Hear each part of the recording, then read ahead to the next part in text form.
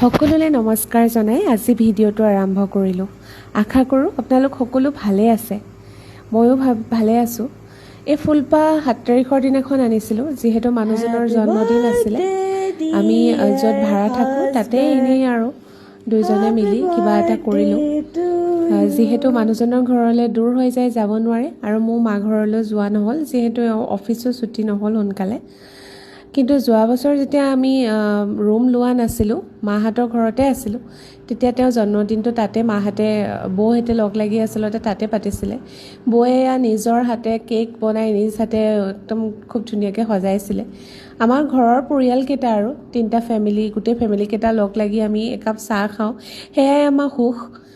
আচলতে সম্পৰ্কবোৰ মাজত মতভেদ হ'লেও মনৰ মতভেদ হ'ব নালাগে, নহয় জানো? যদি ঘৰখনৰ প্ৰতিজন মানুহৰ মাজত মিলা প্ৰীতি থাকে, সেই ঘৰখন এনেও সৰগ নিচিনা হৈ পৰে, সুখী হৈ পৰে, আৰু লগতে কি হয়, লক্ষীও আহে, নহয় জানো? এই যে ল'ৰা ছোৱালীখিনি লগ লাগি বা ঘৰৰ সকলো বৰ্তা বৰমা দাদা বৌহেঁত সকলো লগ লাগি যেতিয়া একাপ চাহ খাওঁ, সেই চাহকাপৰ সমান সুখ আপুনি একদম ভাল ৰেষ্টুৰেণ্টত পাবনে? কেতিয়াও নাপায়, নহয় জানো? লাগে সেয়া আপুনি সেইটা বিস্কুট দিয়ে খাওক বা যি হওক।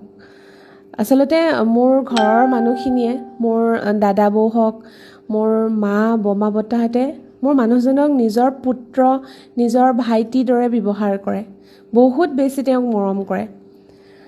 তো মই ক'ব বিচাৰিছোঁ কি, এইটো কোনেও গাত ল'ব নালাগে, মই এনেই মোৰ মনৰ ভাৱহে কৈছোঁ দেই।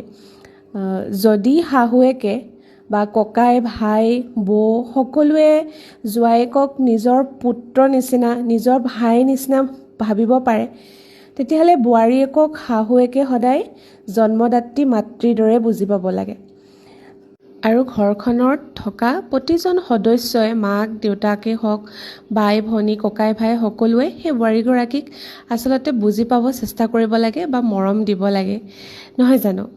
আমি সদায় পৰিয়ালৰ বাবে জীয়াই থাকোঁ, প্ৰতিজন ব্যক্তি সুখ দুখ ভগাই ল'ব লাগে। জীৱনটোনো কেইদিনীয়া, থকা কেইদিন আচলতে সকলোৰে লগত মিলা প্ৰীতিকে ভালদৰে সুখেৰে জীয়াই থাকিব লাগে। কিবা এটা সৰু কামে কাৰোবাৰ মুখত অলপ হাঁহি যদি আনিব পাৰে, সেই কামটো কৰিব লাগে, টকা পইচালৈ চোৱাতকৈ। মই ভাবোঁ, কাৰণ টকা আজি আছে কাইলৈ নাই, বা আজি নাই কাইলৈ আহিব, এনেকুৱা ধৰণৰ, নহয় জানো?